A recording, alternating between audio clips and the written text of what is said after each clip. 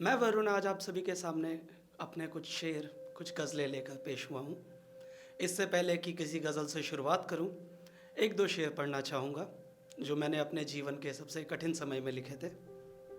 तो शेर कुछ यूँ है कि खुशी है कि जीती हैं कई जंग खुद से। खुशी है कि जीती हैं कई जंग खुद से, और अफ़सोस ये कि हारा भी मैं ही हूँ। खुशी ये कि जीती है कई जंग खुद से, अफ़सोस ये कि हारा भी मैं ही हूँ। दूसरा शेर, ये भी मैंने अपने जीवन के कुछ कठिन समयों में लिखा था, जब मैंने समाज में गरीबी देखी और मैंने उससे अपनी गरीबी की तुलना की कि उसके घर के चूल्हे का उससे कुछ बैर है शायद। उसके घर के चूल्हे का उससे कुछ बैर है शायद। वो खुद को झोंक देता है फिर भी लौ नहीं उठती। बहुत शुक्रिया। इसके साथ मैं एक गज़ल आप सभी के सामने पढ़ना चाहूँगा। ये गज़ल हर किसी की कहानी है, मेरी हो सकती है, आपकी हो सकती है। मैंने ये तब लिखी थी जब मैंने देखा था कि व्यक्ति कब आसमान से उठ के और वापस ज़मीन पर भी गिर सकता है। तो मैंने उस समय से, जो आसमान का समय है, और उससे ज़मीन के समय की दास्तां बयां करते हुए ये गज़ल लिखने की कोशिश की थी। कोशिश सफल हो या नहीं है आप बताएंगे। तो पेश करता हूँ कि एक भूली बिसरी सी ज़ुबां हो गए हैं हम। ये वो समय है जब मैं ज़मीन पे हूँ कि एक भूली बिसरी सी ज़ुबां हो गए हैं हम। ए मेरे खुदा ये क्या हो गए हैं हम। कि एक भूली बिसरी सी ज़ुबां हो गए हैं हम। ए मेरे खुदा ये क्या हो गए हैं हम। और कल तक लगाया करते थे मलम जिनके ज़ख्मों पर। कल तक लगाया करते थे मलम जिनके ज़ख्मों पर, आज उन्हीं के ज़ख्मों की वजह हो गए हैं हम। अगला शेर सुनिएगा कि कभी हुआ करते थे हीरा शहंशाहों के ताजों का। कभी हुआ करते थे हीरा शहंशाहों के ताजों का, आज किसी फ़कीर का कांसा हो गए हैं हम। अब संसार में सबसे मजबूत चीज़ क्या हो सकती है? किसी के लिए हीरा होता है, किसी के लिए शायद पत्थर हो। हमारे लिए सबसे मजबूत चीज़ होती है किसी से किया हुआ वादा। तो इस शेर को देखिएगा कि किस तरह वादे की दर्शाई गई है, उसकी खासियत। तो शेर यूँ है कि ये जिस्म मेरा मुश्किलों में, ये जिस्म मेरा टूटने का नाम ही नहीं लेता। ये जिस्म मेरा टूटने का नाम ही नहीं लेता, किसी अपने से किया कोई वादा हो गए हैं हम। और अब इस पे ध्यान दीजिएगा कि हर किसी की ऊपर से नीचे आने की वजह अलग अलग होती है। तो हमारी भी कुछ वजह थी। तो उस पे ये शेर कहा था मैंने कि तेरे साथ रहने से बड़ा आज़ाद था आज़ाद। तो मैं जब कविताएं लिखता हूँ, मैं जब गज़ल लिखता हूँ, तो मैं आज़ाद नाम से लिखता हूँ। तो उसके संदर्भ में देखिएगा कि तेरे साथ रहने से बड़ा आज़ाद था आज़ाद, अब तो दुनिया का खिलौना हो गए हैं हम। क्या बात है। और आज़ाद तब भी पागल था जब तेरा इश्क था सर पे। आज़ाद तब भी पागल था जब तेरा इश्क था सर पे, तन्हाई में पागल कुछ ज़्यादा हो गए हैं हम। ये शेर पढ़ूं तो दाद दीजिएगा। शेर यूं कहा है कि अपने सिराने पर दुनिया रखकर सोते थे कभी।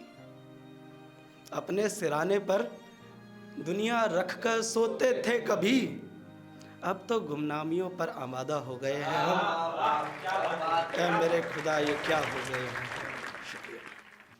तो फिर इससे पहले कि कोई गज़ल पेश करूं, चंद शेर पेश करना चाहूँगा। अर्ज़ किया है, ध्यान दीजिएगा। ये शेर कभी कभी ऐसा होता है कि खुद ऊपर वाला आके ज़ुबान पे बैठ जाता है और एक आध शेर हो जाते हैं। मैं उन शेरों में से एक शेर मानता हूँ इनको कि जब एक मोहब्बत काफ़ी है एक ज़िंदगी के लिए, अर्ज़ किया है कि जब एक मोहब्बत काफ़ी है एक ज़िंदगी के लिए, तो एक ज़िंदगी एक मोहब्बत के लिए काफ़ी क्यों नहीं। बहुत शुक्रिया। इसी सिलसिले में दूसरा शेर देखिएगा। ये लोग मस्खरी कहते हैं, मैं शायरी कहता हूँ। तो अर्ज़ किया है कि हवा में मोहब्बत की बातें उड़ा रहा हूँ, हवा में मोहब्बत की बातें उड़ा रहा हूँ, मैं तेरे खतों के जहाज़ बना रहा हूँ। गज़ल मैंने अपने कॉलेज के दिनों में लिखी थी। तो सच्ची कहानी है कि कोई थी जिसको गज़ल शायरी बहुत पसंद थी, तो उसको मद्देनज़र रखते हुए मैंने ये गज़ल लिखने की कोशिश की थी कि आसमां को धरती से मिला के तो देख, आसमां को धरती से मिला के तो देख, मुझे एक बार अपना बना के तो देख।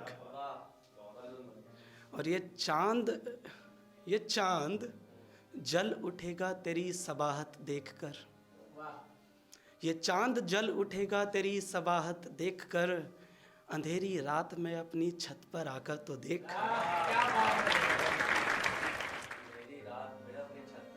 आकर तो देख। और खुदा करे मेरा ये शेर आपको याद हो जाए कि खा के खत से भी आएगी मेरी मोहब्बत की खुशबू, खा के खत से भी आएगी मेरी मोहब्बत की खुशबू, कभी मेरे लिखे खतों को जला के तो देख।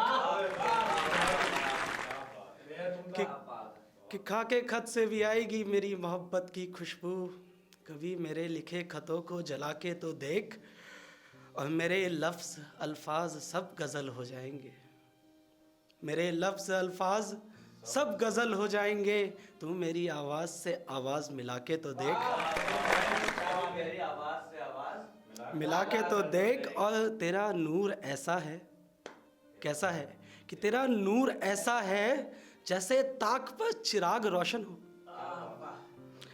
तेरा नूर ऐसा है जैसे ताक पर चिराग रोशन हो, जुगनू पनाह मांगेंगे तू खिलखिला के तो देख। और लोग ज़ुबान से बोलते हैं, मोहब्बत में इंसान आंखों से इशारे किया करता है। तो ये शेर पे ध्यान दीजिएगा कि हम भी जानते हैं निगाहों से सुनने का हुनर, हम भी जानते हैं निगाहों से सुनने का हुनर, तू कभी अपनी अदाओं से बता के तो देख। और आखिरी शेर ये जो मैंने लिखा है वो ये है कि ज़िंदगी में कुछ बेचैनी भी चाहता है आज़ाद, ज़िंदगी में कुछ बेचैनी भी चाहता है आज़ाद, नींदें उड़ा दे मेरी पायल खनखना के तो देख। बहुत शुक्रिया। तो अब आते हैं शायरी के उस मूल मुद्दे पे जिस पे ज़्यादातर लोग शायरी लिखते हैं।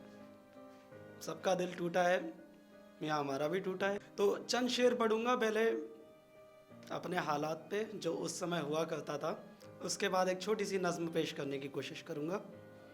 तो शेर यूँ कहा है कि इमारतें तसव्वुर ढाई जा रही है, इमारतें तसव्वुर ढाई जा रही है। तसव्वुर के मायने होते हैं इमेजिनेशन, कि इमारतें तसव्वुर ढाई जा रही है, तेरी सूरत भुलाई जा रही है।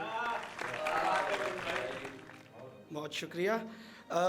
एक शेर इसी सिलसिले में यूँ कहा था कि इतना रोए कि इंसान एक हद तक रोता है, उसके बाद सब उतर जाता है, कि इतना रोए किसी के तसव्वुर में सारी रात, इतना रोए किसी के तसव्वुर में सारी रात, कि आंसुओं में सारा तसव्वुर ही बह गया।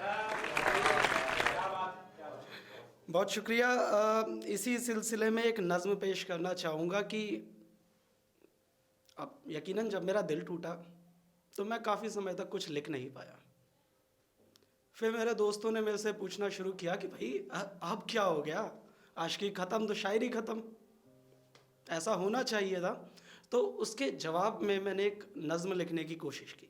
यकीनन कोशिश है, मैं नहीं कहता कि मैं नज़्म लिख पाता हूँ, मैं सिर्फ कोशिश करता हूँ।